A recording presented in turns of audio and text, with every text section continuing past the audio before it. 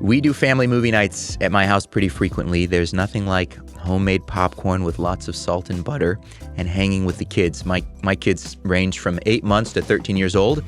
So sometimes it can be hard for us to find a movie that everyone agrees on, but another challenge for us is finding media that isn't trying to push some kind of hidden agenda.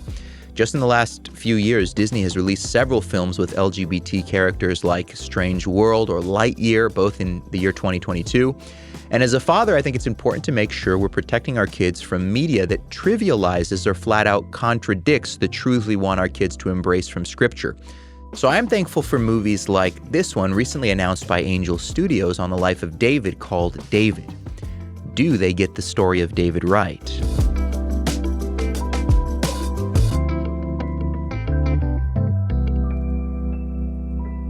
Few stories are as exciting as the story of David in the Old Testament. When we read through 1st and 2nd Samuel as a family, I'll never forget how shocked my children were when it came to the point in the story where David sinned against the Lord in taking Bathsheba, a woman who was not his wife, and murdering her husband. It was almost like they had been personally betrayed because so much of the story leading up to that point portrayed David as a good guy in contrast to Saul. Now, David was a bad guy too. Now, for a while in the church, there's been significant pushback against the retelling of Bible stories in a way that is Christless and moralistic. I think that's really good. Moralism, just pure moralism in the Bible, is bad. Sermons or media that depict Bible characters like David and Daniel as heroes to emulate without situating them in the broader story of the Bible as forerunners to Jesus, who point to him in various ways, miss a key component of the story. Now, I don't know if this new David movie falls into that trap. I'm excited to watch it to find out. But for our part as parents, we want to make sure we're helping our children understand the redemptive historical flow of Scripture.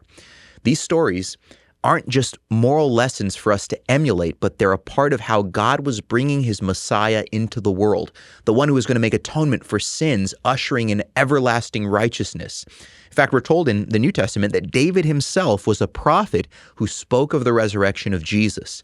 Acts chapter 2, verses 30 and 31. Being therefore a prophet and knowing that God had sworn with an oath to him that he would set one of his descendants on his throne, he foresaw and spoke about the resurrection of the Christ, that he was not abandoned to Hades, nor did his flesh see corruption. Now, does that mean we can't learn moral lessons or see Old Testament and New Testament saints as men and women to emulate? Absolutely not. The stories in the Bible are chock full of examples for us to consider, both positively and negatively.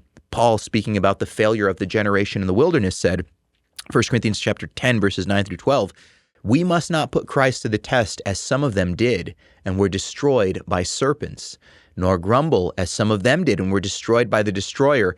Now these things happened to them as an example, but they were written down for our instruction on whom the end of the ages has come. Therefore, let anyone who thinks he stands take heed lest he fall."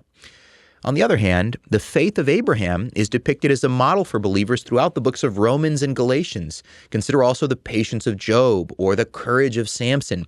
These individuals do provide us with virtues to emulate, and we shouldn't have such a broad reading of the Bible stories that we're unable to see that. The problem is when we fail to get from the morals of the story to the Messiah of the story.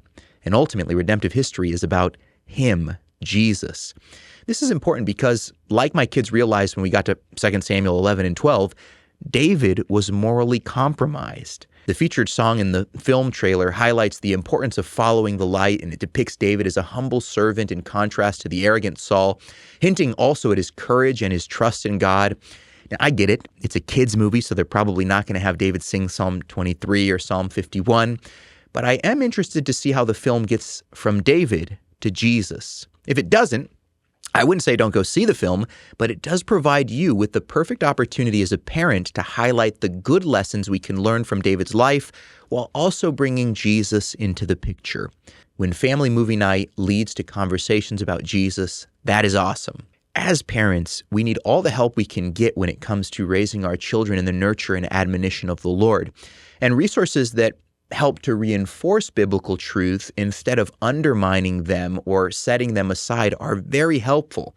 By the way, this is what we've sought to do with our children's podcast, Tell Me a Story. I had the privilege of working on this with a team of professionals, and we take Bible stories like the story of David and do a sort of dynamic retelling of the story with fun sound effects and voice actors, followed by a short devotional that situates the story in the broader redemptive picture, helping us understand how men like Abraham and Noah and David and others fit into the story of the gospel. If you're wondering as a parent, how do I move from the morals of the story to the Messiah?